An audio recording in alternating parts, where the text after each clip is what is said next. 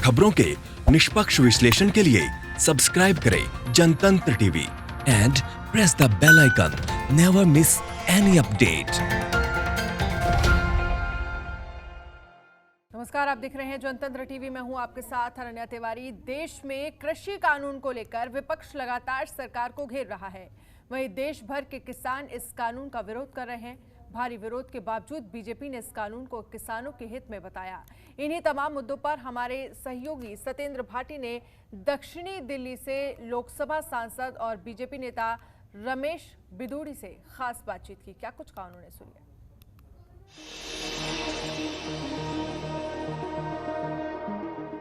नमस्कार, आप देख रहे हैं जनतंत्र टीवी और मैं हूं आपके साथ सत्येंद्र भाटी। आज हमारे साथ मौजूद हैं दक्षिणी दिल्ली से लोकसभा सांसद रमेश बिदूड़ी, जिनसे आज हम बात करेंगे दिल्ली की उन तमाम बारीकियों के बारे में जिनको समझने में बड़े से बड़े सियासतदान भी चूक कर जाते हैं। साथ ही हम बात करेंगे उन इश्यूज को लेकर जिनको लेकर किसान सड़कों पर उतर आए। आखिर क्या है उन तमाम मुद्दों की सच्चाई जिसको लेकर इतना विरोध प्रदर्शन देखने को मिला। बहुत बहुत स्वागत है बिदूड़ी जी आपका। बिदूड़ी साहब, चूंकि आप दो टूक बात करते हैं, सीधे सीधे बात करते हैं, मैं भी आज आपसे सीधे ही बात करना पसंद करूंगा। प्रधानमंत्री नरेंद्र मोदी कहते हैं किसानों की बात करते हैं, किसानों की आय को दोगुना करने की बात करते हैं। आपकी सरकार नया बिल भी लेकर आई। आखिरकार इतना विरोध क्यों हुआ उसका? नहीं, विरोध देश में नहीं है। विरोध चंद लोगों में है जिनकी अपनी दुकानें बंद होती नज़र आ रही हैं। वो कांग्रेस है, वो विपक्षी दल हैं। किसानों के बारे में हमारे प्रधानमंत्री जी ने केवल किसानों के बारे में नहीं, उस हर गरीब वर्ग के बारे में 2014 में प्रधानमंत्री की ओथ लेने से पहले सेंट्रल हॉल में बोला था कि ये सरकार गरीबों को समर्पित सरकार है। हमारे देश में 80 से 85% वर्ग ऐसा है जो बिल्कुल निम्न वर्ग का व्यक्ति है और मध्यम वर्ग से भी लोअर कैटेगरी में आता है हमारे देश के अंदर। हमारा देश का दुर्भाग्य रहा कि लंबे समय तक ये जो विपक्ष की राजनीति करने वाले लोग हैं, अवार्ड वापसी गैंग जैसे लोग हैं, ये समय समय पर जब देश में तरक्की की बात करते हैं तो अपने निजी हित और स्वार्थ को लेकर वो ज़मीन पर आ जाते हैं और मीडिया को हाईजैक करने की कोशिश करते हैं। देश के अंदर 30 करोड़ परिवार हैं 125 करोड़ की आबादी में। 10 करोड़ परिवारों में शौचालय बनाने का काम प्रधानमंत्री जी ने किया, लाल किले से बोला था। पहली सरकारों को याद नहीं आया। 30 करोड़ में से 10 करोड़ परिवारों में शौचालय पिछले 5 साल में बने हैं। 30 करोड़ परिवारों में अनुसूचित जाति वर्ग और ये आदिवासी वर्ग, गरीब वर्ग, 8 करोड़ लोगों को गैस कनेक्शन देकर उनका सम्मान बढ़ाने की कोशिश की, उनकी आवश्यकताओं की पूर्ति की कहेंगे। किसान, आप ध्यान करें, आंध्रा में, महाराष्ट्र में, हिमाचल में, राजस्थान में, उत्तर प्रदेश में किसान आत्महत्याएं करते थे हजारों की संख्या में। कितने परिवारों के चिराग बुझ जाते थे क्योंकि वो खेती पैदा करता था, खेती में प्राकृतिक मार हो जाती थी, वो कर्जा ले लेता था, जुताई बुआई के दौरान बेटे की शादी करनी है, उसकी आवश्यकता की पूर्ति ना होती थी, बेचारा वो आत्महत्या कर लेता था। लंबे समय तक एक ही खानदान, जो राहुल जी घूम रहे हैं, ये खानदान राज कर रहा था और हमारा देश सोने की चिड़िया था और कृषि प्रधान देश हमारे देश की मान्यता थी पूरी दुनिया के अंदर। पहले अंग्रेजों ने लूटा, फिर आकर इस काले अंग्रेजों के रूप में कांग्रेस ने लूटा। उस कृषि प्रधान देश को मैं देश के किसानों को इस बात के लिए बधाई दूंगा और हमारे कृषि क्षेत्र में काम करने वाले वैज्ञानिकों को कि परमात्मा की दया से आज हमारा देश दुनिया में 10वें नंबर पर है कृषि उत्पादन के क्षेत्र में, एक्सपोर्ट के रेट में दुनिया के अंदर। लेकिन एक चंद वर्ग ऐसा है किसानों का कि जो किसानी तो कर रहा है, उत्पादन तो कर रहा है, लेकिन जोत छोटी होने के कारण से 86% किसान ऐसा है, वो कहने के लिए किसान है बेचारा, भूमि 1 एकड़ है, 1.5 एकड़ है, 2 एकड़ है, वो आत्महत्या करने को मजबूर था जी। तो 1.5 गुना उनकी आमदनी पिछले दौरान की MSP लागू करने के बाद, और अब ये बिल लाकर उनकी आमदनी 2 गुना हो जाए, ये प्रधानमंत्री जी का संकल्प है। MSP का जिक्र करते हैं बिदूड़ी साहब आपने, किसान समझ नहीं पा रहे हैं। विपक्ष ने कह दिया है कि ये सरकार MSP को ख़त्म कर रही है, उन तमाम सरकारी मंडियों को ख़त्म कर रही है जहां पर वो अपना अनाज बेचते हैं। ये कांग्रेस कह रही है। राहुल गांधी केरल से सांसद है, केरल में है APMC, केरल में तो मंडी है ही नहीं, केरल राज्य के अंदर मंडियाँ ही नहीं है। आप जो नौटंकी करते फिर रहे हैं, कांग्रेस से मैं पूछना चाहता हूँ ये लोग कि केरल में क्यों नहीं मंडी बनवाई राहुल गांधी जी? 1.5 साल आपको हो गए, पहले से भी आपकी सरकार है वहाँ पर जी। नंबर 1, मैं इसलिए नहीं कह रहा हूँ कि मंडियाँ समाप्त करने जा रहे हैं, मंडियों का इससे कोई लेने देना नहीं है, उस पर मैं आऊँगा आपको। लेकिन मैं इनसे ये पूछना चाहता हूँ, फिर कांग्रेस के मैनिफेस्टो में क्यों थी इन चीज़ों को? स्वामीनाथन आयोग का गठन हुआ 2001 के अंदर, माननीय अटल बिहारी वाजपेयी जी के नेतृत्व में उस सरकार थी एनडीए की, तब गठन हुआ था जी। उसकी रिपोर्ट आई दिसंबर 2004 में।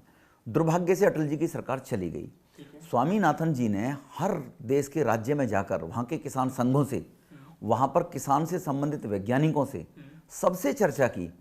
देश के अलग अलग भागों में कहाँ की ज़मीन कैसी है, क्या पैदावार करती है, इसका उन्होंने विश्लेषण किया। स्वामीनाथन जी ने उनके आयोग में उसके अध्यक्ष के रूप में 2006 में उन्होंने रिपोर्ट प्रस्तुत कर दी।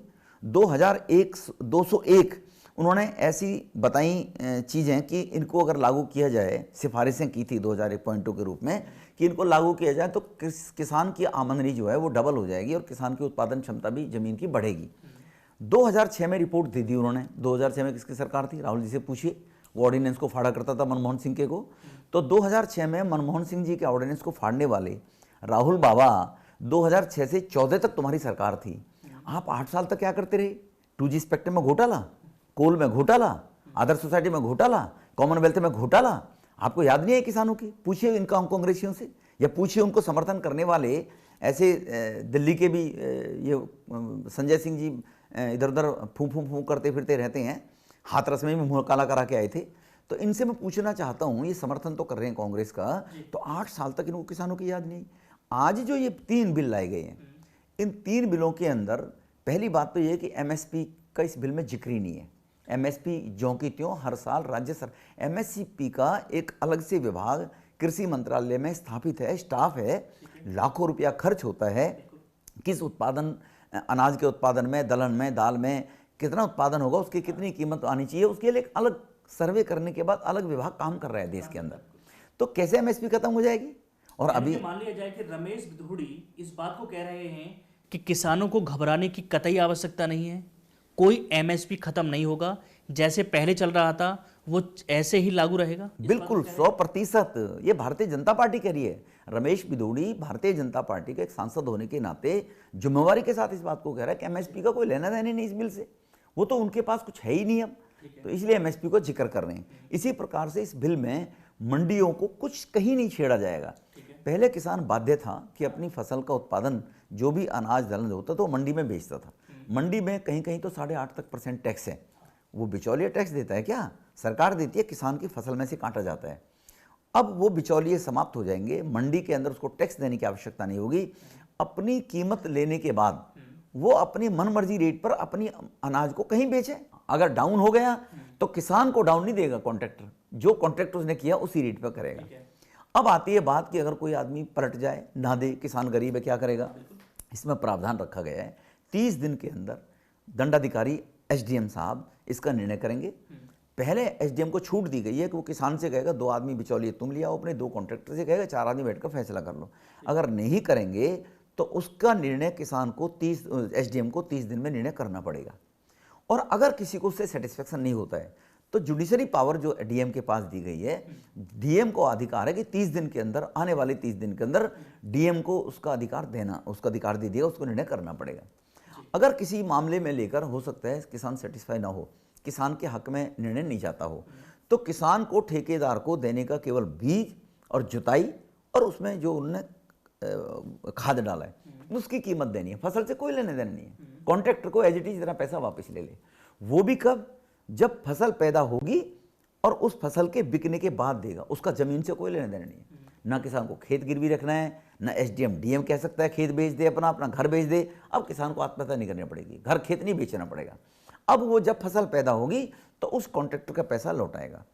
कॉन्ट्रैक्टर अगर नहीं होगा तो उसके अंदर उसमें सजा का प्रावधान है। 60 दिन के अंदर अंदर उसको उसमें दंड दिया जाएगा ठेकेदार को। जी पता नहीं, फिर भी अब अनपढ़ राहुल गांधी से पूछना चाहता हूं मैं कि बिल नहीं पढ़ा क्या आपने?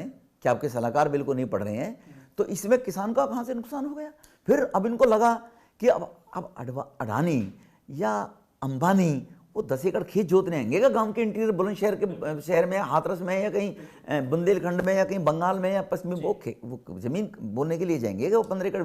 तो ये आम कॉन्ट्रैक्टर को भी, क्योंकि फसल बीमा का प्रावधान पहले नहीं था, अटल बिहारी वाजपेयी लेकर आए थे। क्रेडिट कार्ड का पहले कोई प्रोविजन नहीं था, किसान अब ये कौन लेके आया क्रेडिट कार्ड की पॉलिसी? ये अटल जी लेके आए थे, अटल जी की सरकार थी कि 2.25 लाख रुपए तक किसान को कोई खेत गिरवी रखने की जरूरत, जगह गिरवी रखनी, उसको क्रेडिट कार्ड दिए जाते थे जिसमें किसान नाम है किसान कार्ड।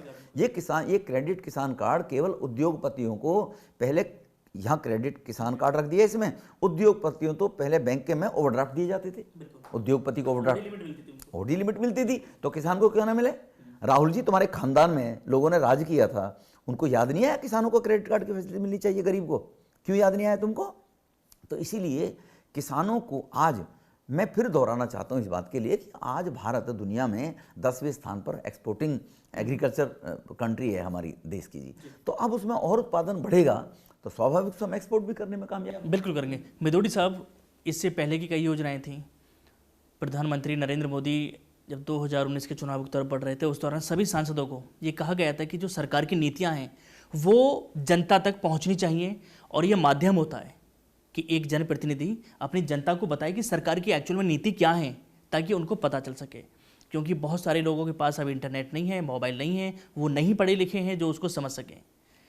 क्या इस बार ये सरकार से चूक हुई है कि वो अपने विधानसभा और लोकसभा के प्रतिनिधियों को ये नहीं कह पाए कि वो जाएं ग्राउंड में, किसानों के बीच में जाएं, जनता के बीच में जाएं, और ये जो भ्रम फैल रहा है इसको साफ करें और स्थिति को स्पष्ट करें? क्योंकि जिस तरह से आपने स्पष्ट तरीके से बताया, अब मुझे लगता है कि अगर भारतीय जनता पार्टी के सभी सदस्य किसानों के बीच में जाएं या जाते, तो शायद जो किसान और जो किसान संगठन सड़कों पर उतरे थे वो नहीं आते। नहीं सत्येंद्र जी, मैं शायद इसको आपको जानकारी आज तक नहीं पहुंच पाई है। हमारे देश के जितने मिनिस्टर हैं, सारे मिनिस्टर 50 सभाएं वो अलग अलग जाके अलग अलग पार्लियामेंट में, अलग क्षेत्र में, राज्यों में कर रहे हैं, डिस्ट्रिक्टों में जी। सभी सांसदों को कहा गया, हमने खुद मेरे साउथ दिल्ली पार्लियामेंट में 7 प्रकार की बैठकें ऐसी की हैं, 7 बैठकें ऐसी की हैं अनेकों। हमने कापासेड़ा में की, हमने किशनगढ़ में की, हमने तुगलकाबाद तेखंड के बीच में की, वहाँ पर किसानों की बैठक रखी गई थी। हमने परसों हम डेरा में थे, वहाँ पे की। तो इस प्रकार की हमारे सभी सांसद जा रहे हैं, हमारे फेसबुक पे भी है। और प्रधानमंत्री जी ने हमेशा से कहा है कि आप लोग चौकीदार हैं। प्रधानमंत्री जी ने कहा है, स्वयं को चौकीदार कहा है उन्होंने। लोगों ने हमें जिम्मेवारी दी है, तो लोगों की सम्मान के लिए, लोगों की आवश्यकताओं की पूर्ति के लिए, लोगों की आकांक्षाएं पूरा करने के लिए हम क्या कर रहे हैं उसकी जानकारी होनी चाहिए। तो इसीलिए पिछली बार भी हम लोग गए थे। कोविड के कारण 6 महीने में जो पिछले 1 साल की हमारी उपलब्धियां थी, मोदी सरकार की अचीवमेंट थी, चाहे भगवान श्री राम के मंदिर के निर्माण का कार्य हो, चाहे धारा 370-35 को हटाकर वहां पर भारत के लोगों को सम्मान देने का काम हो, इस प्रकार के चाहे 3 तलाक के माध्यम से मुस्लिम बहनों को सम्मान देने का काम हो, सीए के माध्यम से जो बांग्लादेश, अफगानिस्तान और पाकिस्तान में हिंदू रहता था, जहाँ वह पर उनके साथ में उनकी अस्मिता लूटी जाती थी, अगर वो हिंदुस्तान में आएगा, हिंदू, सिख, पारसी, इस प्रकार के 5 कम्युनिटी के लोग थे, ये अगर भारत में आएंगे तो उनको यहाँ पर सदस्यता मिलनी चाहिए। वो भी हमारा निर्णय नहीं है, वो भी पार्टीशन के टाइम नेहरू ने कहा था, गांधी जी ने कहा था कि पार्टीशन तो हो गया भारत का, लेकिन पाकिस्तान में रहने वाला हिंदू कभी भी भारत आएगा तो उसको उसकी सदस्यता मिलेगी। कांग्रेस ने पिछले 60 साल में अपने राज करने के बाद उनको सदस्यता नहीं दी, वो दर की ठोकरें खा रहा था, तो सीए कानून लेकर आए थे। तो ये सारी की सारी चीज़ें जो की थी वो कोविड के कारण प्रधानमंत्री जी का कंसंट्रेशन वहाँ ज़्यादा हो गया और हम सब लोग कोविड में लोगों को फैसिलिटी देने में लगे रहे। लेकिन फिर भी जितना ज़्यादा तक हो तक क्षेत्र में जाकर पीएम साहब का आग्रह था और हम सब लोग गए। मेदोडी साहब, ब्रेक लूंगा, लेकिन ब्रेक पे जाने से पहले एक और सवाल आपसे पूछूंगा। क्या कुछ लोग, कुछ राजनीतिक दल किसानों को भी राजनीति में इन्वॉल्व कर रहे हैं, ऐसा मानना है आपका? नहीं, वो किसानों के साथ बेचारे वो एहसानों में दबे हुए हैं। पंजाब के अंदर एक एमएलए है, सरकार उसकी है, तो इसमें अगर किसान ज़मीन पर होते तो आप नोट करना, कई टीवियों में मैंने देखा है, रेल की पटरी पे 20 आदमी बैठे हैं, 10 आदमी बैठे हैं। वो किसान है क्या? वो किसान नहीं है, वो बिचौलिए हैं। पंजाब में बिचौलियों को बहुत बढ़ावा मिलता था, एक दल हमसे छोड़कर चला गया, उसकी भी बिचौलियागी खत्म हो रही है बेचारे की। इसके कारण से उसको मजबूरी में अपनी बिचौलिए, उसका कमीशन खत्म हो रहा है, इसलिए गए होंगे वो। तो इसीलिए वो किसान नहीं है। किसान को तो जानकारी है कि प्रधानमंत्री इस देश में जो भी कर रहे हैं वो गरीब के लिए कर रहे हैं, चाहे वो कृषि के क्षेत्र में हो, चाहे मजदूर गरीब हो, चाहे रेडी पट्टी पर बेचने वाला सामान गरीब मजदूरी करने वाला हो। तो प्रधानमंत्री इस देश में जो कर रहे हैं, जैसे मैंने स्टार्टिंग में ही कहा था कि 2014 में उन्होंने कहा था, जो कहा है, वरना मैं पूछना चाहता हूँ राहुल जी से, को सवाल करें। 1971 में उनकी नानी ने ये कहा था कि गरीबी हटाओ देश बचाओ।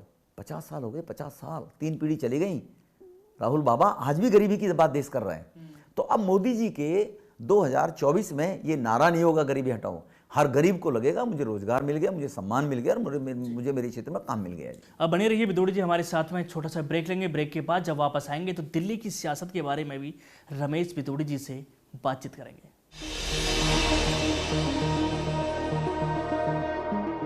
ब्रेक के बाद स्वागत है आपका। आज हम बात कर रहे हैं दक्षिणी दिल्ली के सांसद रमेश विदुड़ी जी से। विदुड़ी जी, कृषि की हमने बात कर ली, बात दिल्ली की करते हैं। दिल्ली में मदन लाल खुराना, साहब सिंह वर्मा के बाद क्या कोई बीजेपी के पास ऐसा चेहरा नहीं आया जिसके ऊपर राजधानी की जनता भरोसा कर सके? नहीं, बीजेपी के पास तो चेहरे हैं। बीजेपी एक कैडर बेस्ड पार्टी है जी। व्यक्ति विशेष संगठन बीजेपी नहीं है भारतीय जनता पार्टी। भारतीय जनता पार्टी में उस समकक्ष के बहुत कार्यकर्ता हैं और जो लीड कर सकते हैं। लेकिन एक्सपेरिमेंट के तौर पर 2015 में लोगों ने केजरीवाल को वोट दे दिया था, क्योंकि केजरीवाल ने वो सब्जबाग दिखाए थे जो अनएक्सपेक्टेड थे। केजरीवाल ने कहा मैं करप्शन को बिल्कुल ख़त्म कर दूंगा। आज आप एसडीएम के दफ्तर में चले जाएं, आपका कोई काम बगैर रिश्वत दिए हो ही नहीं सकता। आज आप राशन की दुकान पर चला जाएं, प्रधानमंत्री जी के द्वारा गरीबों को दिया गया राशन जो फ्री में दिया गया था, वो उन गरीबों को आज राशन की दुकानों पर नहीं मिल रहा है। केजरीवाल के विधायक, केजरीवाल के जो कार्यकर्ता हैं, वो हर दुकानदार से मंथली हफ्ता वसूली कर रहे हैं। इसी प्रकार से आज आप पानी पीने के लिए अगर टैंकर लेंगे, ट्यूबवेल लगवाएंगे क्षेत्र के अंदर, संगम विहार में मैं एग्जाम्पल दूंगा आपको, बीसीओ गरीब लोगों से पैसे उगाए जाते हैं, तब वहाँ ट्यूबवेल लगती है, लोकल एमएलए के पास जाते हैं। टैंकर के लिए आपको पैसा देने पड़ेंगे, आपको 500 रुपये से लेकर 1,500 रुपये तक पैसा देने पड़ते हैं जल बोर्ड के टैंकर के माध्यम से। केजरीवाल साहब के खुद के साड़ू करप्शन में आत्महत्या करनी पड़ गई थी। लेकिन केजरीवाल जी ने बिजली फ्री करने के कारण से और महिलाओं को फ्री राइडिंग देने की मानसिकता से कुछ लोगों को वो लुभाने में कामयाब दोबारा से हो गए। उनकी कोई काम करने की 5 साल की उपलब्धि के कारण वो सरकार में नहीं आए, वो थोड़े स्वार्थ और लालच के कारण से कुछ लोग बहक गए। दिल्ली के 360 गांव हैं, उन 360 गांव में दिल्ली में केजरीवाल मुझे 360 गांव में 3 गांव में ऐसे तालाब दिखा दे जहां डेवलपमेंट हुआ हो, जो वो चाहे साहिब सिंह के ज़माने में हर गांव में तालाबों का नवीनीकरण हुआ था जी। और चाहे बाद में थोड़ा बहुत कांग्रेस ने किया होगा। केजरीवाल बता दे गाँव के अंदर। केजरीवाल साहब 10th क्लास के रिजल्ट को उपलब्धि बताते हैं एजुकेशन को। केजरीवाल साहब 9th क्लास में कितने बच्चे आपने 10वीं में जाने से रोके, वो डाटा क्यों नहीं रिलीज करता केजरीवाल? क्योंकि केजरीवाल के पास जनता का पैसा एडवर्टाइजमेंट में खड़ा होकर नौटंकी करने के लिए है, बरसाने के लिए। जैसे आजकल लोग टीवी में खड़े होकर आते हैं केजरीवाल साहब, दिल्ली वालों मैं आपका बेटा हूँ, आपका बच्चा हूँ, जैसे आपने कोरोना पर विजय प्राप्त की थी वैसे डेंगू पर भी करना है। पिछले साल अगर डेंगू मलेरिया पर काबू किया तो दिल्ली में एमसीडी में बीजेपी की सरकार है। अगर कहीं ऑयल छिड़कने की बात है दवाई तो मलेरिया डिपार्टमेंट करता है, डेंगू पर कंट्रोल एमसीडी करती है। केजरीवाल साहब आपने कितने कहाँ पर कैंप लगाए, कहाँ पर आपने जागरूकता के लिए कहीं तुम्हारे विधायकों ने कैंप लगाए, आपने कितना पैसा अपने फंड से एलोकेट किया उसको हराने के लिए, डेंगू को हराने के लिए या मलेरिया को, आप कभी शो करें। नंबर 1। नंबर 2, कोरोना की आप बात कर रहे थे, आपके डिप्टी चीफ मिनिस्टर ने ये कह दिया कि जुलाई में 5 लाख के करीब संख्या हो जाएगी और हमारी काबू से चीज़ें बाहर हैं। अगर माननीय गृह मंत्री अमित शाह जी मैदान में ना उतरते, 20,000 बेडों का व्यवस्था ना करते, 8 अप्रैल को मेरे फेसबुक पे देख सकते हैं, केजरीवाल हमारे पास रूबरू होने आए, जीवन में पहली बार सांसदों से मैं चर्चा करना चाहता हूँ कोविड से कैसे लड़ा जाए। मैंने उनको सलाह दी कि आपके पास 4 स्टेडियम हैं, आपके पास ताल कटोरा है, आपके पास त्यागराज स्टेडियम है, आपके पास यूनिवर्सिटी में स्टेडियम है, आपके पास अंबेडकर स्टेडियम है, यहाँ पर 4-4 हज़ार बेडों की व्यवस्था करते हैं, वरना हमारी भी अमेरिका और बॉम्बे जैसी स्थिति हो जाएगी। आपने नहीं किया। वही काम हमारे गृह मंत्री साहब ने छतरपुर में 10,000 बेड, कैंट के अंदर, छतरपुर मंदिर के अंदर 20,000 बेडों की व्यवस्था कराई, नरेला के अंदर 1,000 बेडों की। तो लोगों को फिर ये पैनिक खत्म हो गया कि अब अगर मैं बीमार होऊंगा तो मुझे इलाज के लिए जगह नहीं मिलेगी, अस्पताल में बेड नहीं मिलेगा। दिल्ली में 500 के करीब की मौत इस प्रकार की हुई अप्रैल के महीने में, जो कोरोना के कारण नहीं हुई, वो केजरीवाल के कारण हुई थी, क्योंकि अस्पताल पेशेंट को ले नहीं रहे थे। मेरे गाँव में एक पेशेंट शामी, उसको हार्ट की प्रॉब्लम हुई, बत्रा वालों ने नहीं लिया, मजीदिया वालों ने नहीं लिया, सफदरजंग के गेट पर जाते जाते 2 घंटे तक लेट हो गया, उसकी डेथ हो गई। 3 दिन तक उसकी बॉडी नहीं दी कि कोरोना टेस्ट करेंगे। 3 दिन के बाद कोरोना टेस्ट रिपोर्ट आई नेगेटिव। किसके कारण डेथ हुई जी? हार्ट के पेशेंट को इलाज नहीं मिला। कौन जिम्मेवार है? केजरीवाल दिल्ली में बैठा हुआ है। अगर वो बेडों की व्यवस्था करते ही, तो एक एग्जांपल दे रहा हूँ मैं, एक लड़की थी, मेरा नाम उसके ध्यान से स्लिप हो गया, LNJP अस्पताल के सामने चीख चीख कर कहा मेरे पापा बाहर गेट पे हैं, मेरे पापा को बचाओ, मेरे पापा को बचाओ, उनकी मौत हो गई। ऐसी 500 मौत जो हुई है वो केजरीवाल के कारण हुई है। तो ऐसा नहीं है, वो एक्सपेरिमेंटल के तौर पर 14 में केजरीवाल को 15 में लोग लेकर आए थे, इसको आजमा कर देख लेते हैं। आजमा कर देखने की मानसिकता से वो सत्ता पर आकर बैठ गया, और सत्ता पर बैठने के कारण से एक उपलब्धि मुझे केजरीवाल बताए दिल्ली के अंदर, एक उपलब्धि केजरीवाल, मैं केजरीवाल, क्योंकि वो कहेगा मैं तो चीफ मिनिस्टर हूँ, रमेश बिधूड़ी का तो कोई कद नहीं है। अरे केजरीवाल साहब, तुमसे पहले हम विधायक बन गए थे, लोगों ने लगातार 3-3 बार हमें भी चुना था, और मोदी जी के नेतृत्व में, मोदी जी की लोकप्रियता के कारण से 2 बार हम सांसद भी बन गए हैं। केजरीवाल उसका चीफ मिनिस्टर किसी भी बीजेपी के व्यक्ति के साथ में बैठकर, वो रमेश बिधूड़ी के साथ में बैठ जाए, वो मीनाक्षी के साथ में बैठ जाए, वो गौतम के साथ में बैठ जाए, वो प्रवेश के साथ में बैठ जाए, किसी के साथ बैठकर आर्गुमेंट कर ले और 5 अचीवमेंट दिखा दे, वो अपना उसका एजुकेशन मिनिस्टर दिखा दे। लेकिन देखो आजकल सोशल मीडिया का जमाना है, अब रैली का जमाना है नहीं। केजरीवाल के पास आज 68,000 करोड़ रुपया फंड हो गया, वो GST के कारण से। पहले दिल्ली सरकार का फंड 48-52 करोड़ रुपया होता था, 16-17 करोड़ बढ़ गया उसका जी। अब उसको लुटा रहा है खूब एडवर्टाइजमेंट करने के बाद। जो झुग्गी झोपड़ी में, गांव में, इंटीरियर गरीब आदमी रहता है, उसको डिफरेंस ही नहीं मालूम MCD का और दिल्ली सरकार का। वरना डेंगू मलेरिया पर कंट्रोल है तो MCD में बीजेपी की सरकार है, अगर कोरोना पर कंट्रोल रखा गया तो अमित शाह जी को मैदान में उतरना पड़ा। पूरे देश ने देखा, पूरी दिल्ली ने देखा, पूरी दिल्ली जानती है। आपको कंट्रोल करना है, तो इसीलिए वो केवल नौटंकी करने के लिए, और ये ज्वलंत, ये ऐसी चीज़ें थोड़े समय तक चलती हैं, आगे वाले टाइम में केजरीवाल की बिधूड़ी साहब, आपने इतनी सारी खामियां बता दी, विपक्ष में आप लोग बैठे हुए, माना आपके ज़्यादा विधायक नहीं है, लेकिन आप काफ़ी सक्रिय रहते हैं, देखा मैंने अक्सर आपको, पानी को लेकर आपने प्रोटेस्ट किया है और तमाम चीज़ों को लेकर आप आवाज़ उठाते हैं। यहाँ पर हल्के क्यों पड़े हुए हैं, क्यों नहीं आप इतने विरोध कर रहे हैं उनका विपक्ष में बैठकर? नहीं, कैडर बेस्ड पार्टी है, हमारे यहाँ काम बांटे जाते हैं। मेरे पास मैं पार्लियामेंट में होने के साथ संसद का काम है, मेरे पास पेट्रोलियम कमेटी का चेयरमैन होने के नाते पेट्रोलियम कमेटी का काम है, मेरे पास यूपी का सह प्रभारी होने के नाते यूपी का काम है। यहाँ का काम हमारे पार्टी के अध्यक्षों को दे रखा है, अपनी मनस्थिति के अनुसार वो जो कर रहे हैं, हो सकता है मेरे से बेटर वो कर रहे हों, आप उन तक नहीं पहुँचे, आपको जानकारी नहीं मिली है, मेरे सामने बात करें, शायद मेरे से जानकारी मिल गई आपको।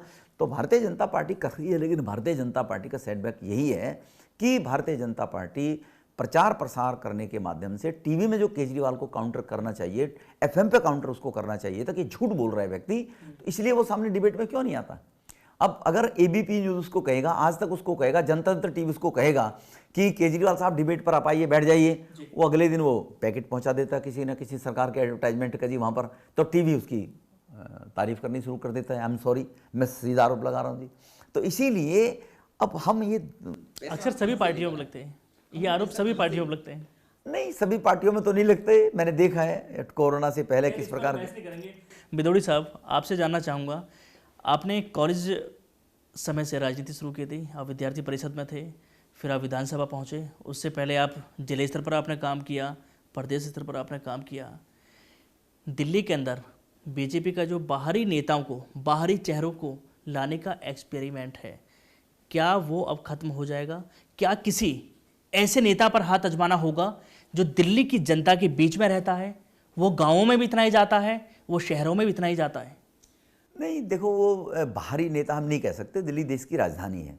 दिल्ली देश की राजधानी होने के कारण से सबका अधिकार है कोई कहीं भी जाकर राजनीति में। अब जयललिता तो तमिलनाडु में राजनीति पूरे जीवन भर करती रही थी, तो लेकिन रहने वाली कहाँ की थी पूरा देश जानता है। तो इस प्रकार देश में कोई भी व्यक्ति कहीं भी जाकर राजनीति कर सकता है, अलग बात है। लेकिन फिर मैं दोहराना चाहता हूँ, हमारी कार्डर बेस्ड पार्टी है, उसके कारण से व्यक्ति को प्रमोट करके आगे उसके हाथ में बागडोर दी जाए ऐसी व्यवस्था नहीं है। तो इसीलिए कार्यकर्ता मिलकर सब काम करते हैं। लेकिन इसका भी एक अपना महत्व है, अंदर जो आप बात कह रहे हैं कि फेस वैल्यू भी होती है। अगर व्यक्ति ज़्यादातर संगठन के साथ साथ उसकी क्रेडिबिलिटी है, जैसे हमारे प्रधानमंत्री जी की अपनी क्रेडिबिलिटी है, फेस वैल्यू है, उनके अनुसार देश उनकी शब्द, उनके वर्ड के ऊपर विश्वास करता है। इस दुनिया में पहले प्रधानमंत्री होंगे, और भारत में लाल बहादुर शास्त्री के बाद पहले प्रधानमंत्री बने कि जिनकी एक अपील पर 1.25 करोड़ परिवारों ने अपनी सब्सिडी छोड़ दी थी। तो ये क्रेडिबिलिटी के आधार पर है। पूरे देश के हाथ में दिए आ गए थे कोरोना के माध्यम से, थाली आ गई थी और बजाने के लिए घंटी आ गई थी, तो माननीय प्रधानमंत्री, तो व्यक्ति का भी अपना महत्व है। मैं इसको, आपकी बात को बिल्कुल सिरे से खारिज नहीं कर सकूंगा।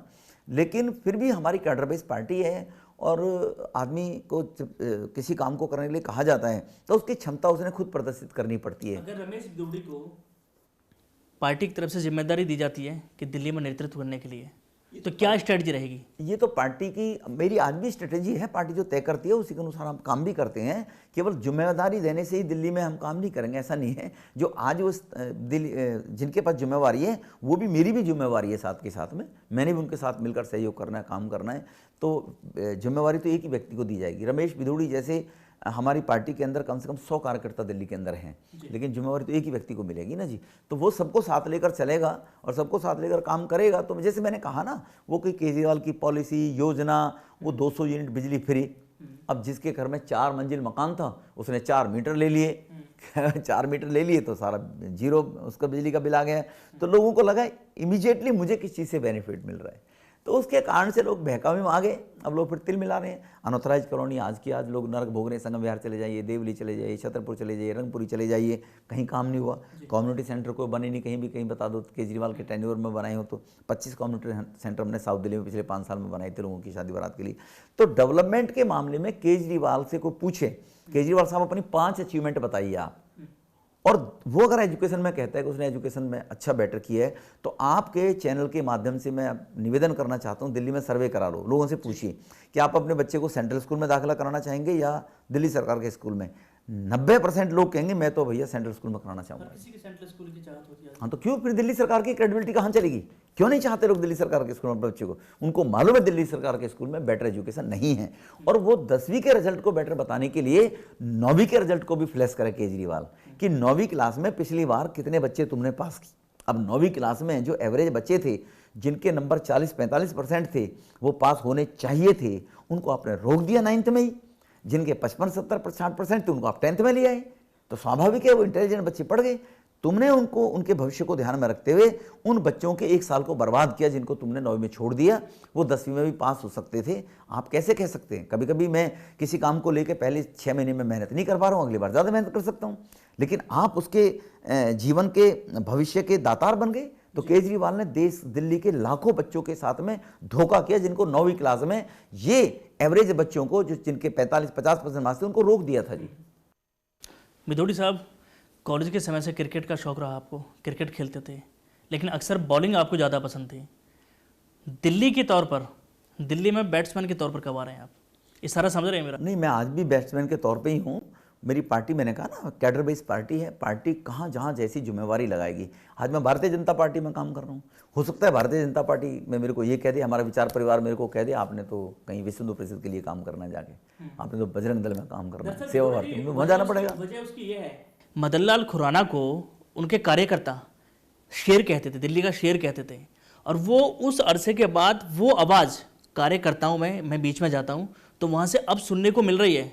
इसी वजह से सीधा मैं आपसे पूछ रहा हूँ, आपके लिए लोग आवाज़ उठा रहे हैं अब? नहीं, वो पार्टी जब क्षमता के अनुसार पार्टी दायित्व देती है तो कहीं जब आपको ज़्यादा लोग मिले होंगे, हो सकता है मेरे समर्थक टाइप के ज़्यादा लोग मिल गए होंगे, हो सकता है जिनको जिम्मेवारी दी है मेरे से ज़्यादा क्षमतामान हो वो पार्टी की नज़रों में। चलिए, बहुत बहुत शुक्रिया रमेश बिदुड़ी जी हमसे बातचीत करने के लिए। सांसद रमेश बिदुड़ी से हम बातचीत कर रहे थे, दिल्ली के बारे में उनसे समझा कि आखिरकार केजरीवाल सरकार जो बड़े बड़े वादे कर रही है उसकी ज़मीनी हकीकत क्या है। आज के लिए बस इतना ही, मुझे दीजिए इजाज़त, नमस्कार।